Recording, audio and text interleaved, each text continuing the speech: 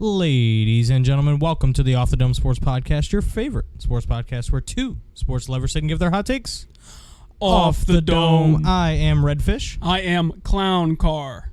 And we will be steering the ship today. Clown Car, how we doing?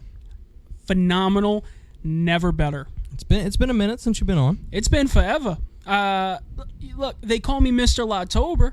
Yeah? I missed all of October. You missed all I haven't been on in a super long time, but I'm glad to be here, right now with my man. Yeah, and we'll be talking about some baseball later on, so don't you worry. We'll get our fix. But, let's start off how we always do, by shouting out the boys at Be In The Know. BNDKNEAUX. The only way to spell it. That's what I like to hear. Follow at Be In The Know on X, or the artist formerly known as Twitter. Make sure to follow us as well, _Dome Pod. That's where you keep up with all of our ongoings. When we're going live, what we're doing, score updates for the Saints, LSU, the Pelicans, some thoughts here and there. And now that we're getting close to the end of football season, we'll be doing some extra content based around like the NFL draft. Make sure to keep basketball content going. So we're going to have some different type of stuff coming out pretty soon, especially with our boy Reba Hustle. I know he wants to do his little offensive line tape watch because he is such a big O-line guy. So make sure to keep up with us over on the X, _Dome Pod to keep up with that. Make sure to follow at Be In The Know and keep up with all the podcasts that are part of the network. Lots of good stuff. Make sure to check out the website. Got a lot of good articles being written. So excited for everything over there. And then, of course, you can go to the merch shop and pick up the T-shirt that represents the best player in college football, JD5. The Iceman Paul Wall. Okay, Dut. Okay. I like it. But, yeah, make sure to pick up some merch that represents the Heisman winner, Jaden Daniels. How do we feel about Jaden Daniels taking on the Heisman, Clown Car? Expected, truthfully. The fact that it was even a conversation is kind of criminal, because he was far and above the best player in college football. And I've seen discussions swirling online about how, it's been years since a defensive player has gotten it, and maybe this should have been the year, but I don't think so, man. I think Jaden Daniels, despite how rough his defense performed, I think the offense was a legendary offense, an offense that kind of took the college football world by storm. So, I think it's well deserved. I'm super happy for him, and I'm excited for when he's a Saint next year. Yeah, I mean, it was a historical offense for sure. Defense was one of the worst in LSU history, at least since I've been alive. It was very embarrassing, honestly, the way we played defense this year. And if it wasn't for that, JD5 probably wins a couple more games, and it's even more of a no-brainer than it already was for him to take home the Heisman Trophy. I mean, not only was he a top 3 quarterback through the air in almost every statistic, but he also was the best running quarterback in college football. Right. So when you can pass the ball like he did, as well as add that running element, and, people are acting like we were some 500 team or some lower-level team. We still got 9 wins. We're looking for our 10th win in the bowl game. So it's not like we're this scrub team who's barely scooting by. Like, he contributed to a lot of quality wins. We had a top 10 strength of schedule, and we still ended up with double-digit wins based on the bowl game finish if we can win that one. So, I think JD definitely deserved it. I think if there was a most improved award, he probably would have won that as well. He had a decent year last year, but overall as a player, he got so much better this season, and it was really exciting to watch Jaden Daniels do what he did best, and that was pass the ball for a bunch of yards, run the ball for a bunch of yards, and score it like nobody's business. You know what the most obvious improvement was this year was his confidence at the quarterback position. Last season, you go look back at the tape and you see him second-guessing his throws. You see him hesitating to take that first step in a play where he needs to use his legs to get a first down, get some yards. But this season, he looked way more confident. He looked like he looked like the best player in college football because he established some confidence within himself. So I think that's where he improved the most. Yeah, I mean, without a doubt. Like last year, you would see him sit back in the pocket, take 5 or 6 hitches, and just try to find a running lane. Like he would go through his progression so quickly that things would break down. But this year you saw him sit in the pocket. You see him go left to right or right to left, depending on the read. You saw him, within RPOs really read the defensive line and see, am I supposed to hand this ball off or do I take off here? It wasn't just I'm going to tuck and run every single play. It was I'm going to read the field like a quarterback. And I think his football IQ greatly improved. I think his relationship with Brian Kelly can't be understated, because I know, not only last year but at the beginning of this season against Florida State, it felt like something like there was tension there between the quarterback and the head coach, and that's never a good feeling. But by the end of the year, Brian Kelly could not have been singing more praises of Jaden Daniels, not only as a player but as a leader and as a man, and I think that's really important for the guy who's representing all of college football as the Heisman winner. So really proud of what JD5 did. And now it's on to next season, huh? It's on to next season. New quarterback, new star wide receiver. Got to figure something out. Malik Neighbors is going to be gone. Brian Thomas is going to be gone. So we'll definitely have to figure something out there as far as playmakers go on the outside, as well as quarterback. They have a bunch of quarterbacks in the transfer portal right now. They have some who people have, rumored to enter that haven't entered yet. So we'll see if we get anybody. How do you feel about Nuss? Like, do you think he's going to be our starter? Do you think he should be our starter? Should we look elsewhere? What do you think that quarterback situation looks like? I think Nuss could be the starter for the time being, just for the simple fact that I think LSU has bigger fish to fry next season. They need to focus on getting back to championship defense that they were known for in the past, and that should be their focus, despite losing these wide receivers, despite losing Jaden Daniels. And I think Nuss will be serviceable. I don't love him at quarterback. I mean, earlier in the year, I was getting into a screaming match with Rebo Hustle on the pod about how he didn't want Jaden Daniels to play in the game. But so, and I don't think Nuss is that great of a quarterback, but I think he has experience with the Tigers. I think he has earned his shot at being a starter. So I think he should be the starter next season while LSU focuses more on rebuilding that defense. Yeah.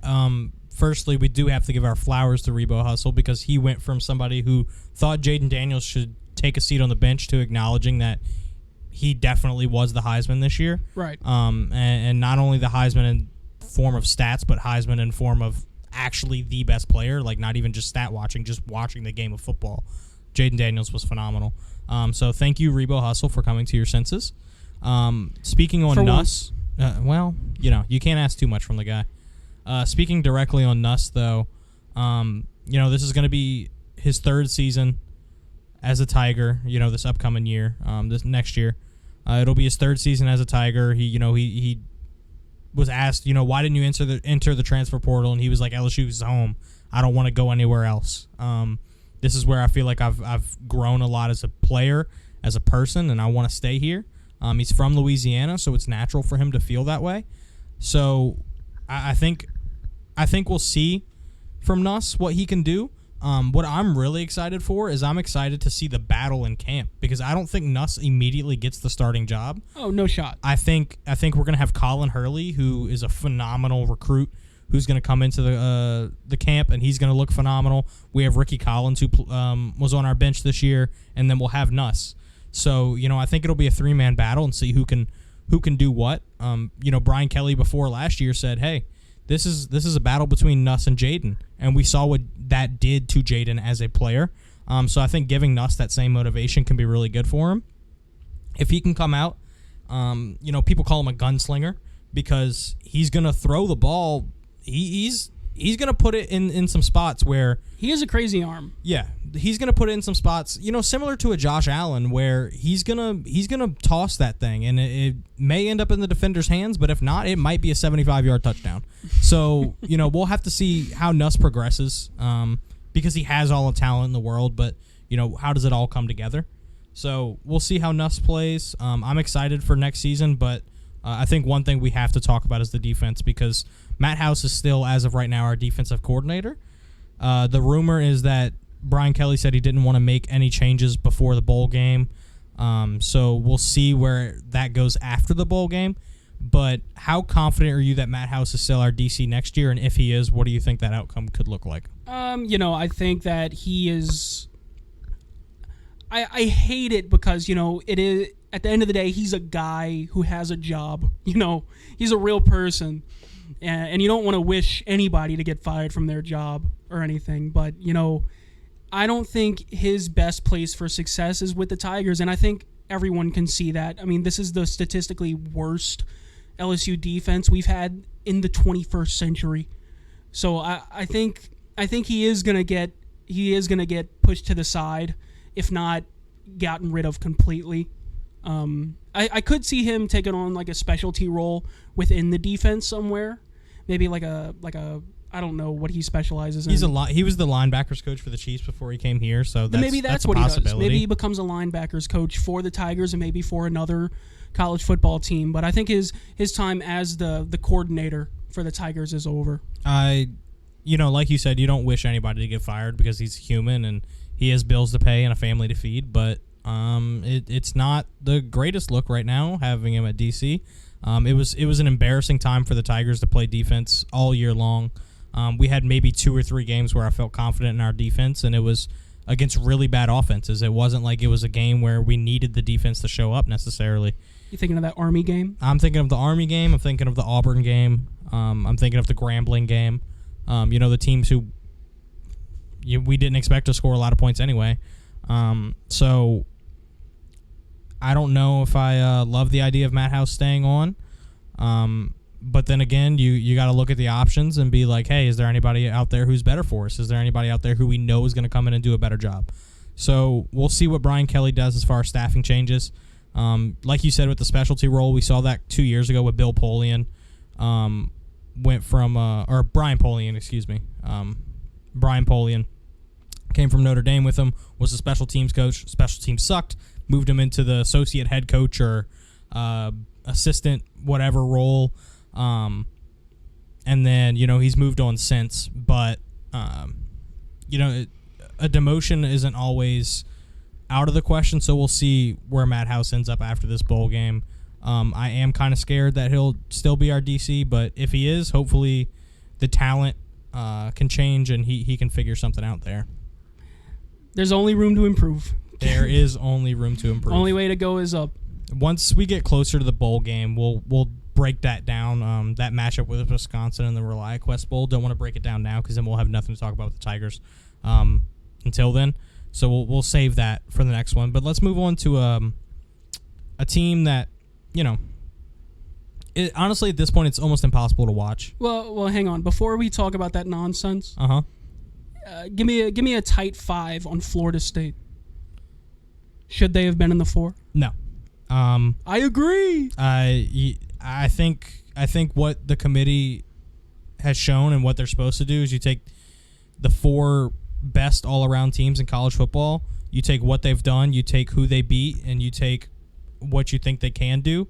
And somebody, I forgot who said it, but I was listening to a podcast, and they said the way they should judge this is, would you take Florida State over this team?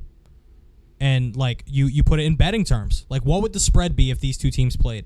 And Florida State would not be favored over any of the top 4 teams, and in my opinion, really wouldn't be favored over Ohio State or Oregon either, who ended up behind them. So for me, I know it sucks being undefeated, being a Power 5 conference champion.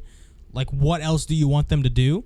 But when you have an Alabama 1-loss team who just beat Georgia in the SEC championship, when you have Texas, who's been hot all season except for that one loss to Oklahoma in a nail-biter, and then you have 2 undefeated teams who have beat better teams than Florida State did, it's really, really hard for them to justify putting in FSU. Right. I think it was Kirby that said it's not the teams with the best record. It's the 4 best teams. Yep. And Florida State is not one of the 4 best teams, whether they earned it or not. Alabama would have beaten Florida State if they played 1-on-1. And honestly, I think Georgia's going to beat them in the bowl game. So, it is what it is, I guess. But if I was on the committee, I wouldn't have put Florida State in either. That's also true, Dut. If FSU was in the playoffs, it would not be as good for the money and the ratings as having Alabama versus Michigan. So, you can look at it from both sides. You can look at it from we want to have as good of ratings and want as many people to watch, or you can say, hey, they really did pick the 4 best teams. I think either way, no matter how you look at it, Florida State, it just wasn't their year to be in. If Jordan Travis doesn't get hurt, I think it's a completely different story. If Jordan Travis doesn't get hurt, I mean, they're probably in the 4. That's what, yeah. They're in the 4 because they win games by more than they did while he was out. And they just look like a more complete football team. But when you have your second and third string quarterback coming in there, it just doesn't feel good. So, is that Soundman? Or is that Byron? One of the BGs, I believe that is Mustang, said none of this will matter once the playoffs expand. Once we're at a 12-team playoff, that's absolutely true. That's my dream, man. I'm so excited for that day. And I really hope that LSU can finish with 2 or less losses next year, and get a home game in Tiger Stadium for the playoffs. That'd be huge. That would be amazing. I'll make sure to make it out to that. Clown Car Senior's in the chat talking about Georgia. I mean, Georgia could have made it, but then Georgia beat Bama, man. I mean, Bama beat Georgia. Yeah, is Georgia a top 4 team in college football? Maybe, but I just don't think you can justify putting them in over any of the 4 teams that did make it. I think, like, the big thing to get out of what has happened here is that the system sucks. Yeah, and I think that's what it proves. And even if you're against the 12-team playoff expansion, at least it's different. Because every year someone is mad about the 4. Yep. And at least they're trying something different. So I think I think it'll be good for the sport. Yeah, I think no matter how you look at it, somebody's going to be mad about something. So there's no way to make everybody happy. So expanding it to 12 teams at least gives more of a chance of giving that feeling of like an NFL or MLB, NBA playoffs where it's like anybody can really win this thing. Right. Whereas with the 4 teams, it was kind of like, man, you already kind of know what's going to happen.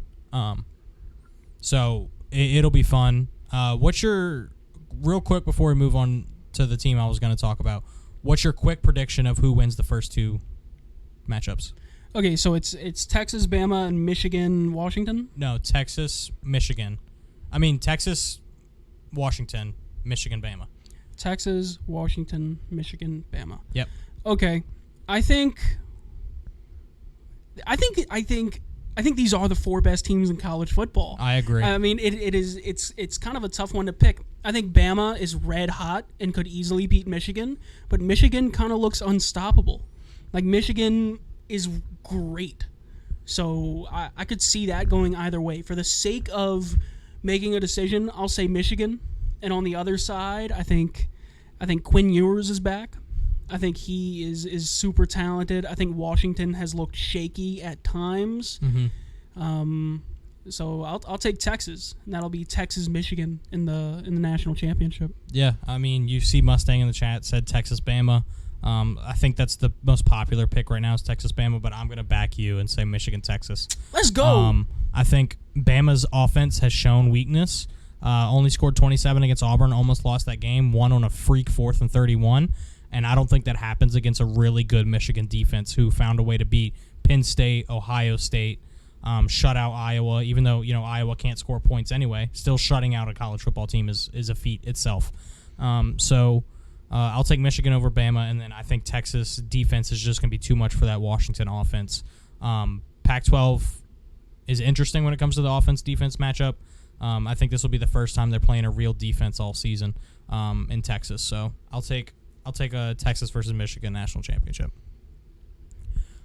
And if we're wrong, I don't know. We can delete the clip. Delete the clip. But anyway, we can move on to the team that's represented on that hat you got on.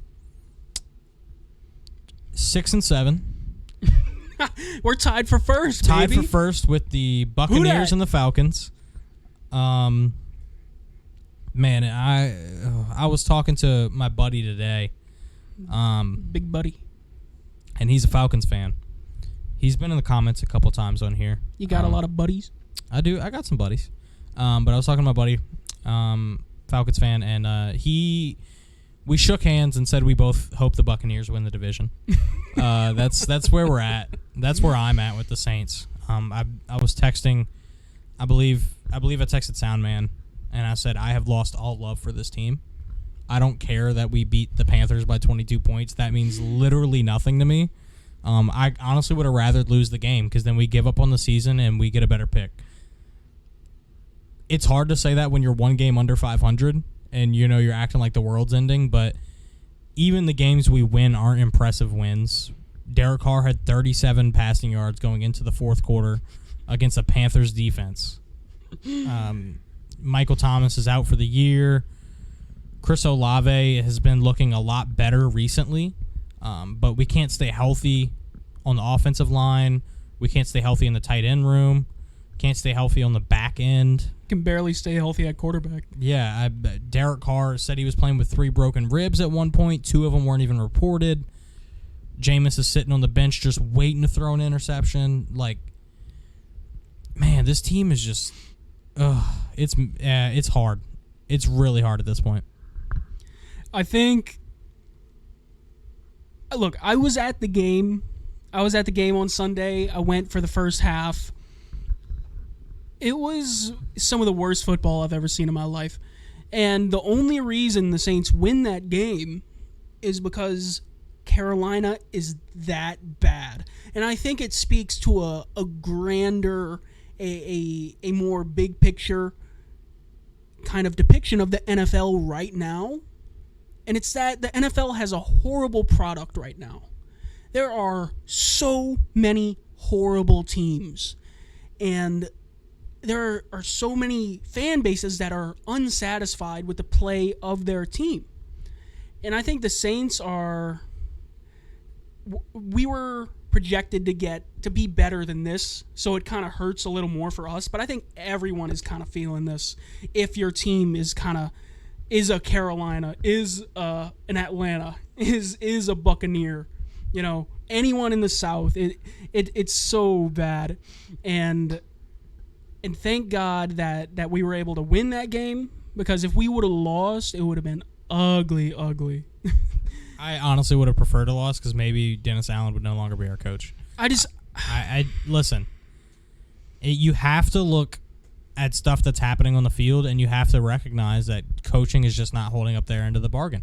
I think there's a lot of stuff that fans see that just don't make sense. I know, it's easy to be a couch coach, right? And call plays from the couch and say, oh, I would do this, I would do that. But when you have your job on the line and you're trying to, prove your livelihood, it's a different story with Dennis Allen.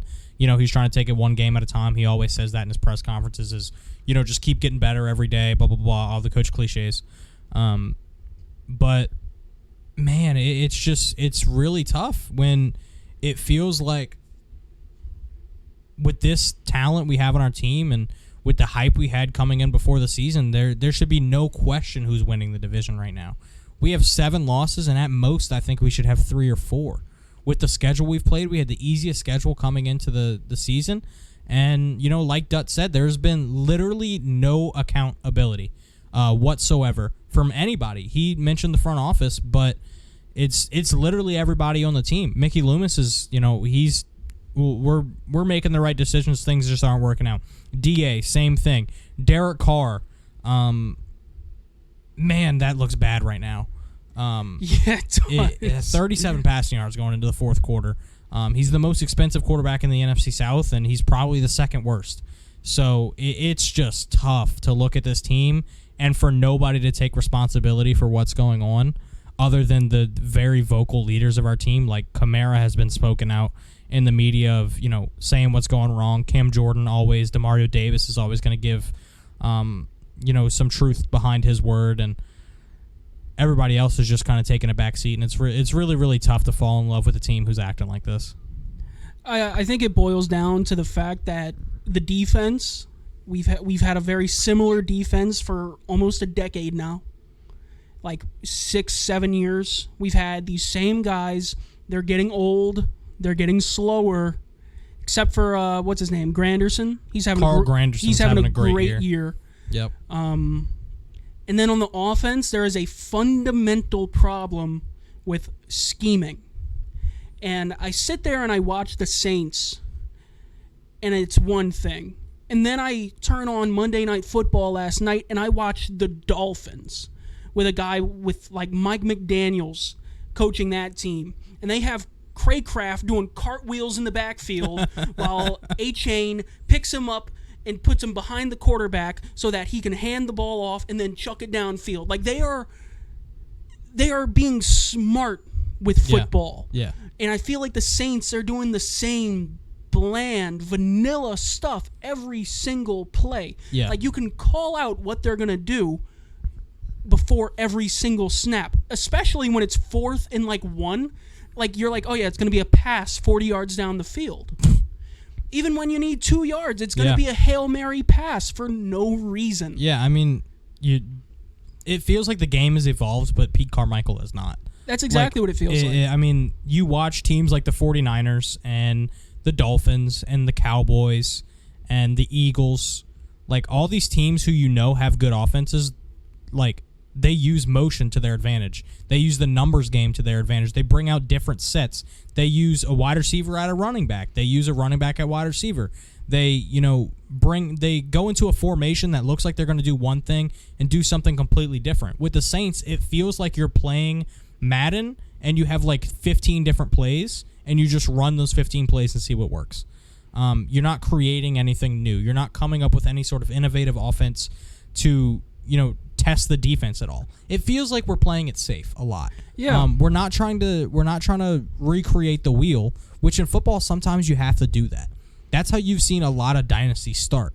It's how you win games. It is.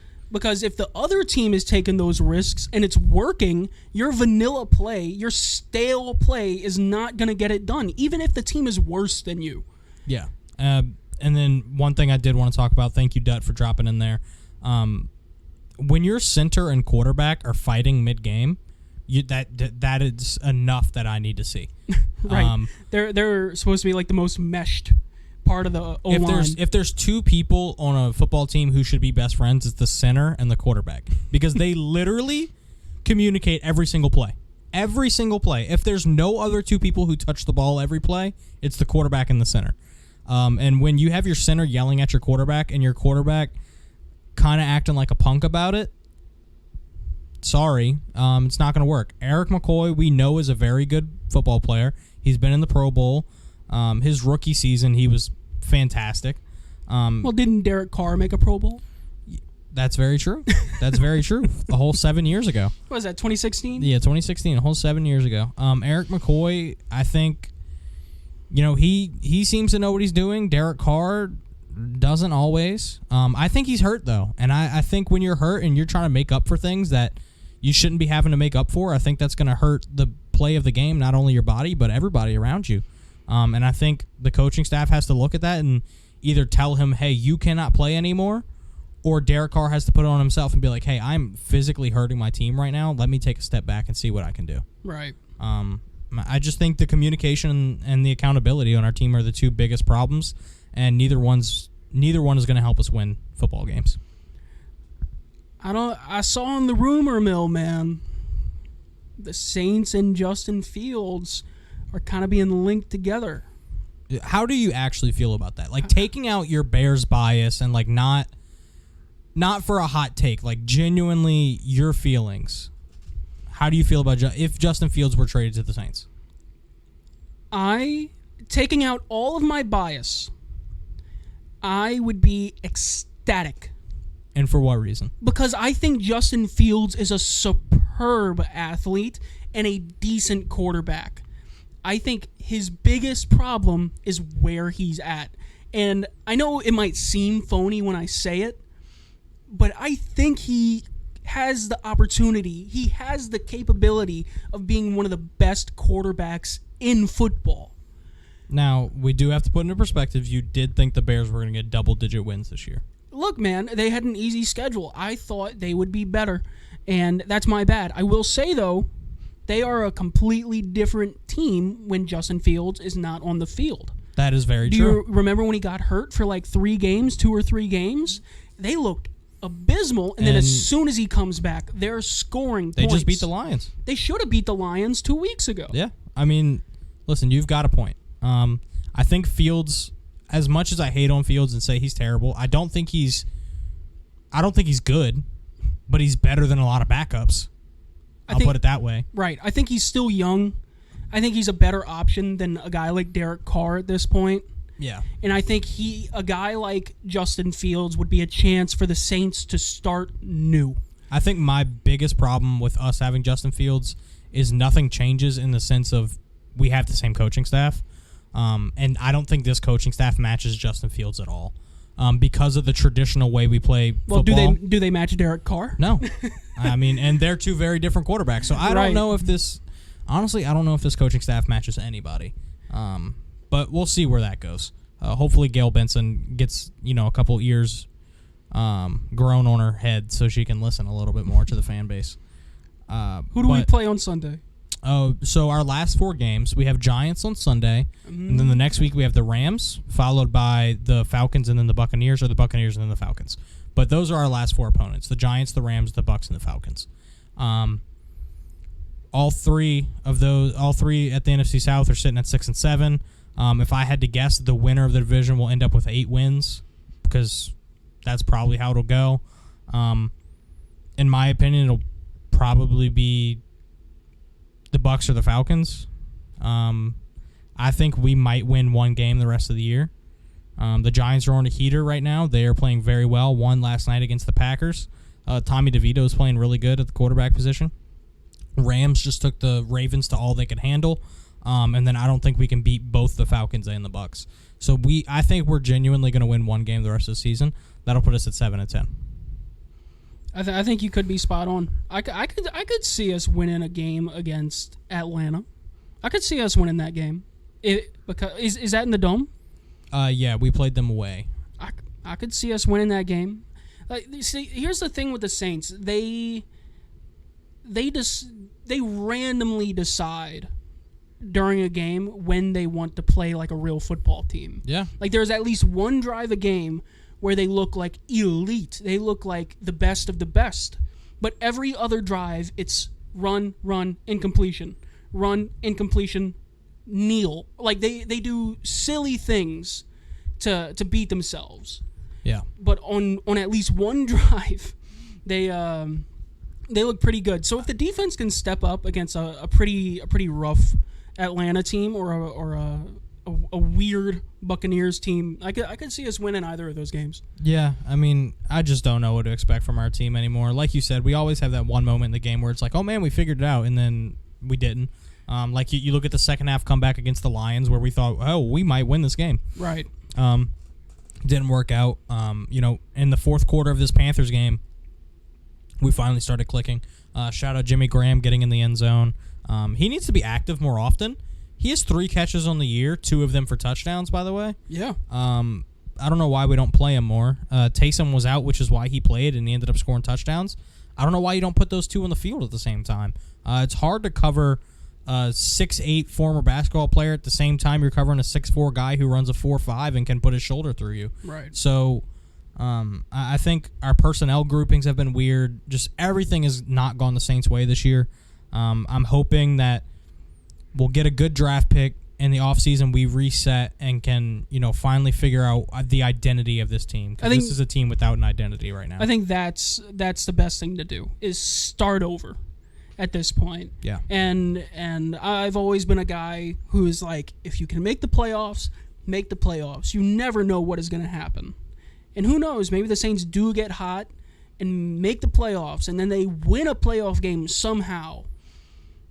But it still doesn't change the fact that things need to change in New Orleans. Yeah. Coaching needs to change in New Orleans. A culture needs to change in New Orleans. Yeah. I mean, I completely agree. I'm also really excited for this season to come to a close and we can start doing mock drafts and stuff. I was doing one today just because Matt Miller posted his first one, an ESPN contributor. Because I just wanted to see where he had the LSU guys going, because he had our big 3 in the first round. He had JD5 to the Giants, Malik Neighbors to the Bears, and then Brian Thomas to my Detroit Lions. So I thought those were 3 pretty cool fits and made sense for what those teams need. So I'm excited for us to start doing that, and then once we see where the Saints pick, we'll start, fantasizing about who we could get right there. Right. Looking into college football and beyond. So why don't we crack a little bit of baseball? Like you said, you haven't been on since before October, so you didn't get to talk about the World Series at all. Right. We'll do a quick little recap of what you saw happen in the playoffs, who won the World Series, why you think they won, and then we're going to have to talk about some free agency as well. Okay. I think, if you guys didn't see, the Rangers won the World Series. It's their first World Series in franchise history. Good for them. Congratulations to the guys at the Squeeze. I know at least one of them is a huge Rangers fan. Dave's a big Rangers guy. I think Marcelo is a Mariners fan. I could be wrong about that. Correct me if I'm wrong. The Rangers were great. They spent in the areas they needed to during the season. They made the trades that they needed to during the season to set themselves up for postseason success. They went and got Jordan Montgomery. They went and got Aroldis Chapman. They went and got all of those guys. Boosted their bullpen. Even though it wasn't incredible, it was serviceable because their offense was that good down the stretch. So they were able to roll everybody in the playoffs. And then the Diamondbacks were a very pleasant surprise. The Diamondbacks were the age-old tale of momentum that happens in baseball. When a team is hot heading into the playoffs, they remain hot during the playoffs. And we saw it, that the teams that had the first-round bye in the MLB playoffs performed worse because of the fact that they had those days off and the other teams didn't. When you're playing every day, you at a high level, you're going to perform easier at a high level. Like, you can get cold in those days off that the other teams have. And it happened to the Orioles, it happened to the Dodgers, it happened to a few other teams. So I think that's why the Diamondbacks got there. They caught some teams on their heels. Their pitching was great down the stretch. They were very fast. They played very sound baseball. They have a very bright future. So yep. The Diamondbacks this year gave me the Phillies vibes from last year. Right. Where it was like that team where you knew if they got hot, they could make a run for it, and they just so happened to happen at the right time. So, I mean, like you said, they've got a very bright future, very young team, and a team that, is picking up some momentum now to where it's a place people will probably want to go. Yeah. Because when you're a young team like that who was expected to finish probably fourth in their division and they're able to make the World Series, really impressive stuff out of the Diamondbacks, but really glad the Rangers won it. We got to see the Rangers in person this year. Yeah, so that's cool. a really cool thing. Yeah. We thought we saw the eventual World Series matchup, but the Braves ended up dropping it. Yeah. But, just touching on the Rangers for a second, when you get Corey Seager, Marcus Semien, Adolis Garcia in the same lineup, and then, you have very impressive rookies. Josh Jung. I mean, Evan Carter. Yeah, like when you have really good rookies to go along with really savvy vets, and then you have some sound defense, that's what's going to happen. Yeah. So shout out to the Rangers for winning it all. What do you see, now that we're out of that season, we're moved into free agency and trades and the off season. Like, what do you see going on right now that you think we got to talk about? I know the big one, but let's talk about some small moves before we get into old LA. Well, I think we should start with the big one, right? Okay. So right. Nick Senzel and Dylan Floro to my Washington Nationals. That was confirmed today. That's a right-handed pitcher and an infielder. Big move. But no, we can start with some small ones.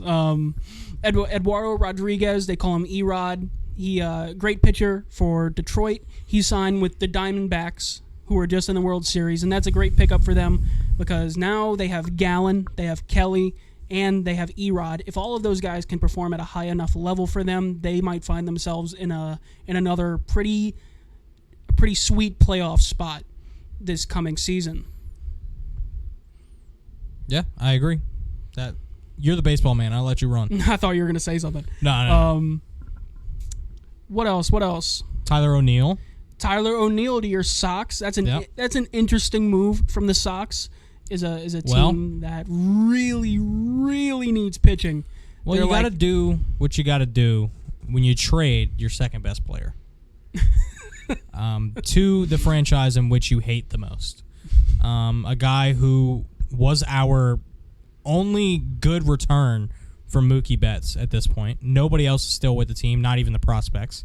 And Verdugo was showing that he was the leader of our outfield. He was batting leadoff at some points, and he was showing that he could be a really solid contributor to a good playoff baseball team.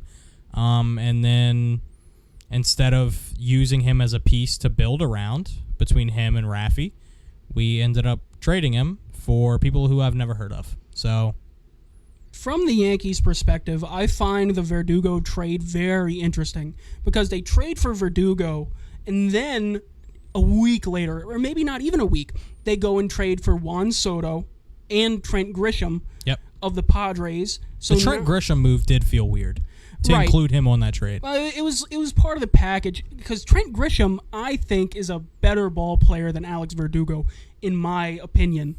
I'm biased. I can't speak. Right. But now the Yankees, the injury-riddled Yankees, who have guys that get injured every year, have found themselves with 5 players who are outfielders, with only 3 outfield spots and 1 DH. So we have Aaron Judge, who's going to play the field. He's going to play right field. He's going to play center field, probably. Really, you think? Yeah, because he's a great defender. They're going to have Juan Soto in right, even though he's like the worst defender possible. They're going to have Stanton, Giancarlo Stanton, at DH, because where else do you put him? Correct. If you put him in the field, he's not that great of a fielder, and you risk him getting injured. He's been injured every year he's been with the Yankees or something. And then in left field, you have either Verdugo or you have Grisham. They can't both play in the same lineup unless you teach somebody to play first base. And I think that's going to boil down to what happens on the day. I think Verdugo might hit against righties, and then when it's lefties, I think it might be Trent Grisham. I don't know.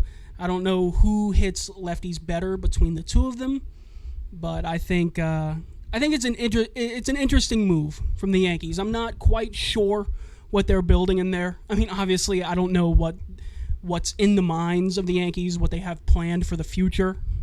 But all we can do is assume either way, the Juan Soto pickup is unbelievable. Juan Soto is still so young. He's like 22, 23. Is he really? Yeah, he's so young. Wow. And he looks like a Hall of Famer. He's younger than Adley Rutschman.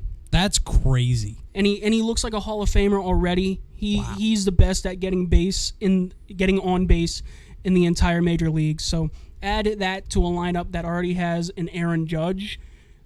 It's going to be crazy in New York.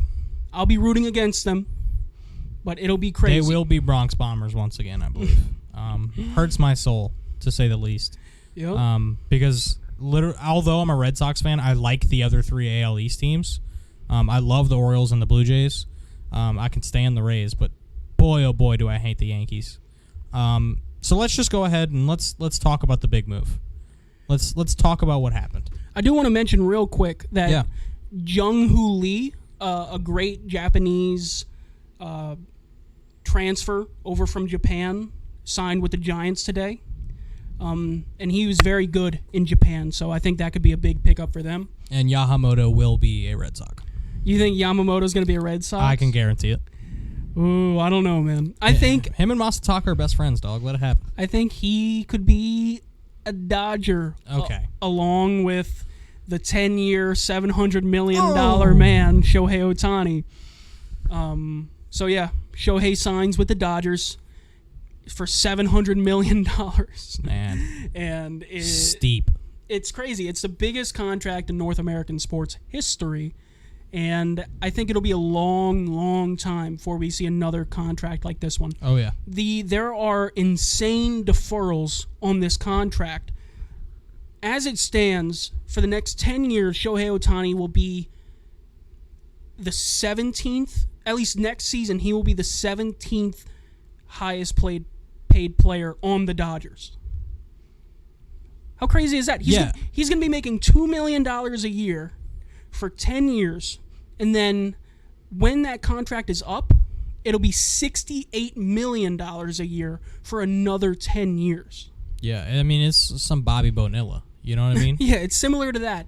There was a tweet that said that at the end of Shohei Ohtani's contract, the 10 years, Bobby Bonilla will still be getting paid 3 years after that.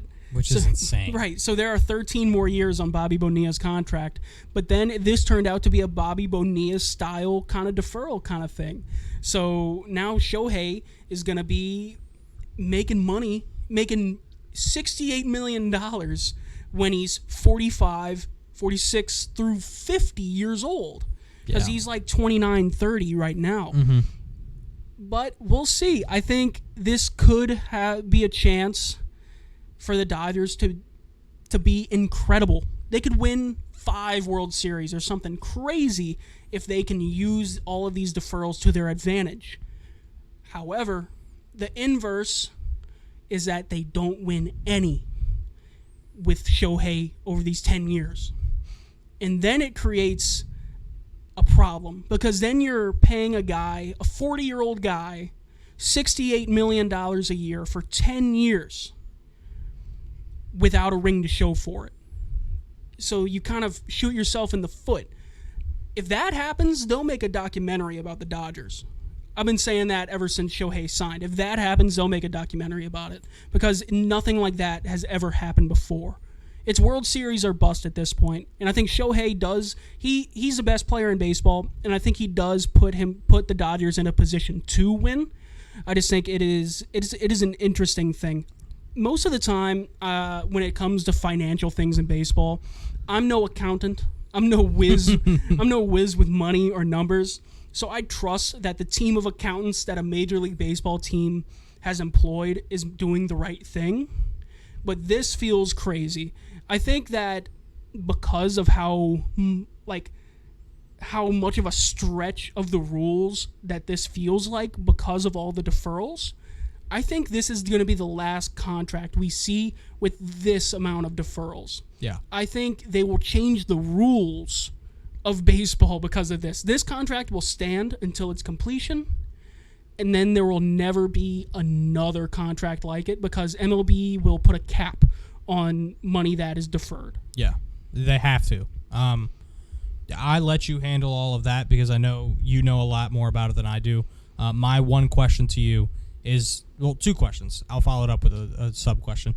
But realistically, if Shohei can play at the Shohei level for the next 7 years and then maybe take a couple steps back over his last 3, if he stays with the Dodgers for the next 10 years, what is a realistic number of World Series you think they end up with? Not thinking about, like, if everything goes right, if everything goes wrong. Like, based on what you know about the Dodgers, based on what you know about Shohei, adding him to this team, what do you think is a realistic number for the next 10 years? Right. I think if he can pitch, I don't suspect that he'll be able to pitch and hit for the whole 10 years. Right. I think he can do that. Well, obviously he's not pitching this coming year.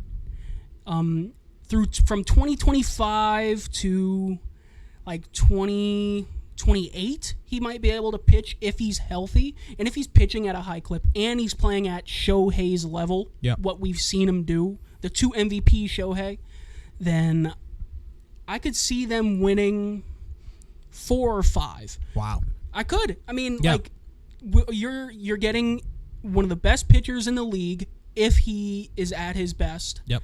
And you're getting the best home run hitter in the American League last year, who hit like 300.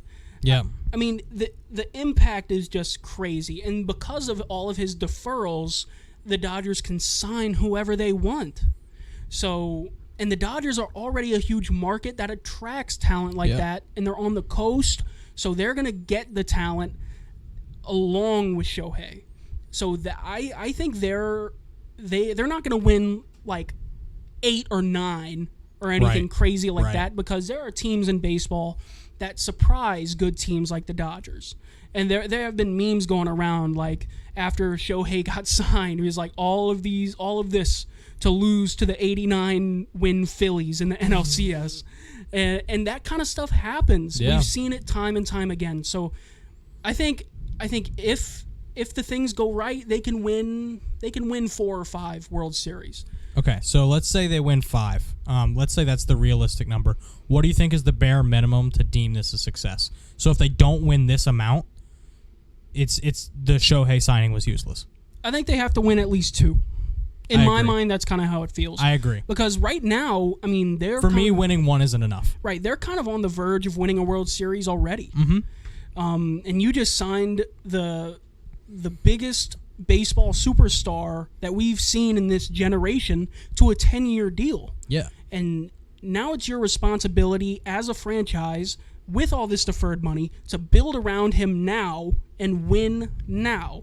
So you have to expect to win 2-3 championships within this contract to call it like, yes, that was worth it. Yeah. Because if it's not, you'll be waiting the next 10 years like, man, that contract really screwed us over, didn't it? I agree. So I think it's... 2 was also my number, but I could see 3 also being like if you don't win 3. Right. Because that's a third, basically, of the years you sign him for. So for me, like I would say, realistically, you'd like to win 5. Maybe win a couple back-to-back, take a year off, and then just alternate years from then on out. Kind of looking at maybe what the Spurs did from 2000 to 2014, and then what the Lakers did in the early 2000s, like that kind of run, right? Maybe even a 90s Yankees type thing.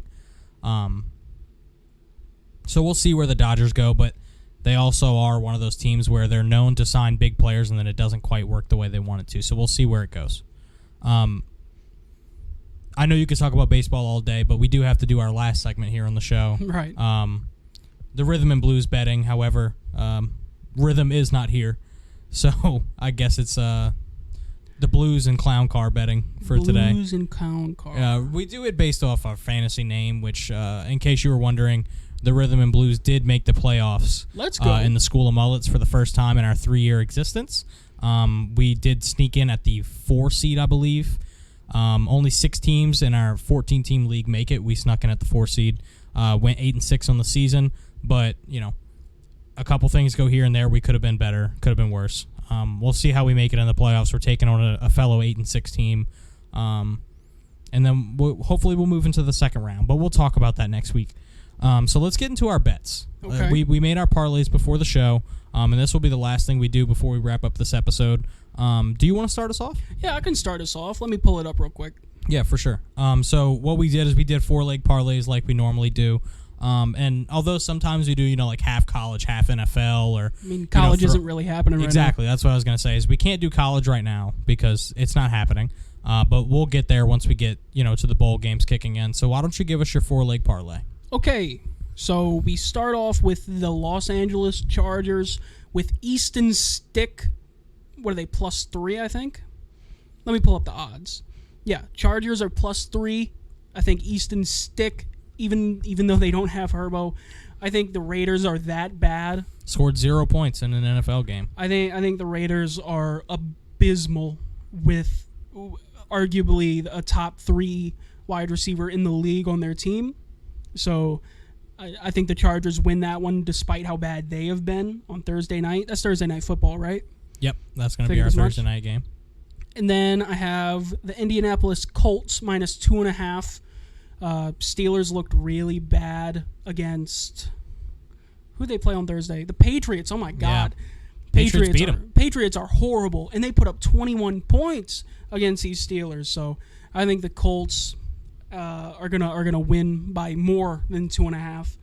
And then I have Atlanta. I know it's rough. I have Atlanta -3 against Carolina. Battle in the South, battle of horrible football teams. But one of the football teams is way worse than the other. So yeah, very true. I have Atlanta -3. And then at the very end, I have the Houston Texans over the Tennessee Titans. I believe they're +2.5. I think it is +2.5. Yeah.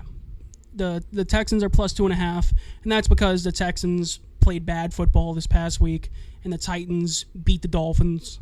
So lines are looking kind of weird right now, but I still think the Texans are a much better football team than the Titans. So Yeah. I think plus 2.5 is a pretty good bet. And I think it depends on C.J. Stroud's health too, because Right. as the biggest C.J. Stroud fan known to man, he did suffer a pretty nasty hit that they think was a concussion. So Right. we'll see where that goes. But what are those odds on the 4-leg parlay?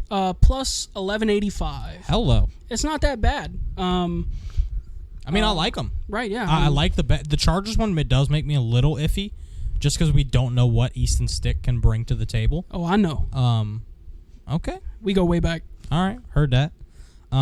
So with my 4-leg parlay, I did bet one of the same legs as you. I went with the Colts minus 2.5. Steelers defense looked terrible against the Patriots. Kenny Pickett is bad and out right now. So Mitch Trubisky's playing for them. They struggled to score 20 points on a Patriots defense who allowed 34 to the Saints. So I don't trust anything that the Steelers are doing right now. So and the Colts are playing good football and in the playoffs right now. Gardner Minshew has been playing pretty darn well. So I'm gonna go Colts minus 2.5. And then I have the Cowboys and the Bills. That's a really fun game. Bills coming off a very controversial win against the Chiefs, which honestly, good call. If the dude's offsides, he's offsides. I know it sucks, Patrick Mahomes, but stop complaining. He was offsides by a lot. Yeah, like it wasn't like a ticky-tack call. Like the dude was by rule offsides, and he didn't even check with the ref. So I'm sorry. It happens. Cry about it. 2018 NFC Championship. So Cowboys at Bills. The line right now is Bills minus 2.5. But the Cowboys have been dominating, so I took the Cowboys at the plus points. The Bills? I think anytime you get a team that just beat the defending NFC champion by 20 points and you get them at plus, I'm going to take that. So I took the Cowboys plus 2.5. The Bills are favored? Yeah, that's how I felt. They must be in Buffalo. They are in Buffalo. I say the Cowboys wouldn't be dogs at home. I'm taking the Cowboys there. Dak has been on an MVP level recently. CeeDee Lamb is tearing up any defense he plays. They figured out a 1-2 punch with Pollard and Dowdle that's actually working really well. And then we know their defense can show up. They held the Eagles to 0 offensive touchdowns with a team that has Jalen Hurts, one of the best O-lines, A.J. Brown, Devontae Smith, DeAndre Swift. So I trust the Cowboys. As much as I hate to say it because I hate that franchise, it's very true. I trust them. And then I have the Saints game, New York Giants on Sunday. I took the Giants plus 6. The 6 is too many points to give the Saints to win a football game right now. I know we just beat the Panthers by 22, and the Giants aren't a great football team, but they're a whole lot better than the Panthers are. I think everybody in the league is. Right. I think the Giants and the Saints are kind of on the same level of football team right now. So, getting 6 points against the Saints offense, I don't trust to score a lot of points. I'll take the Giants in that matchup. The Giants just beat the Packers, a streaky football team. Yeah. The Packers haven't been. They played horrible ball last night, right? But they've been playing better ball recently. Yeah, and I'm not saying the Giants are going to win the game. I think the Saints can pull out a win, but I'll take the points at plus 6. And then the final leg of that parlay is the Sunday night football game, which I think is going to be a fantastic game, and that's Baltimore going to Jacksonville. 2 top 4 teams in the AFC, but I'm going to take my Super Bowl favorite, and that is the Baltimore Ravens at minus 3.5 to go into Jacksonville and cover that spread. They just had a hard-fought battle against the Rams in the weather. And for me, what I look for in a really good football team is, can you win close ones? Can you win blowouts? And then can you find different ways to win? And the Ravens have done all 3 of those this year. They've beaten really good teams, and they've battled against teams maybe they should have beaten by more. But they always seem to come out on top, and they find different ways to win. Lamar threw for 303 touchdowns this past week, even though Keaton Mitchell and Gus Edwards combined for 5 touchdowns a few weeks ago. So I think the Ravens, they have their identity on offense. They know what they can do, and that defense shows up to play against the hurt Trevor Lawrence. So I'm going to take the Ravens minus 3.5 there. So Ravens minus 3.5, Cowboys plus 2.5, Giants plus 6, Colts minus 2.5. That is a 4-leg parlay for plus 1230. Ooh. It's big odds, but I feel good about it. I really like all 4 of these bets. Usually I don't like all my bets, but I feel good about this one. So I went ahead and bet it. So that'll wrap up this betting segment. Anything else you want to say before we head out on this episode of OTD? Yeah. In baseball, weirdly enough, this is like a new development. Like yesterday, Will Smith, the closer for the. He was an Astros, Braves, Rangers closer. Yeah. He's won 3 World Series in a row. Wow. Yesterday, he signed with the Royals. So he's not winning 4 World Series. It doesn't seem like that, and it's an interesting move because somebody else signed with the Royals today that was kind of like, like why did that happen? The Royals is a really interesting. Seth Lugo. He was a good. Really? Seth Lugo, 3 years. He was being talked about to the Red Sox. He signed with the Royals today. Interesting. And it's kind of perplexing.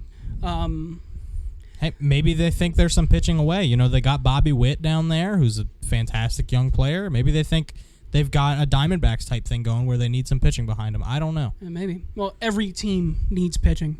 Yeah. That's the perpetual. There's thing no with team baseball. that has enough pitching. Right. It's kind of like an NFL offense. You can never have too many wide receivers.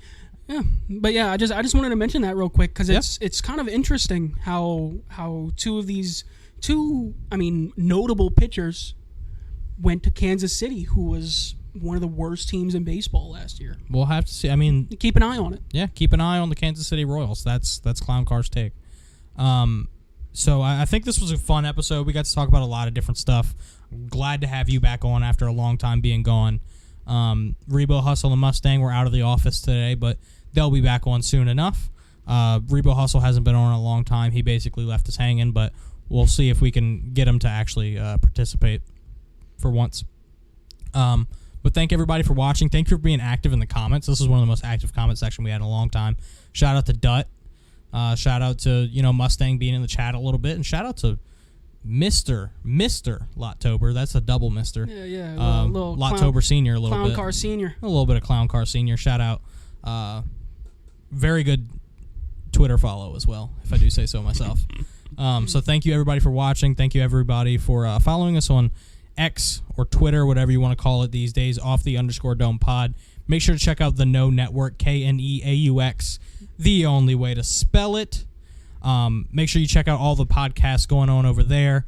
They've got ones that are similar to this where we just get to talk about what we love. We've got the baseball podcast with the Squeeze. They've got a new Pelicans podcast going on that they just put out a new episode last night, so make sure to check that out.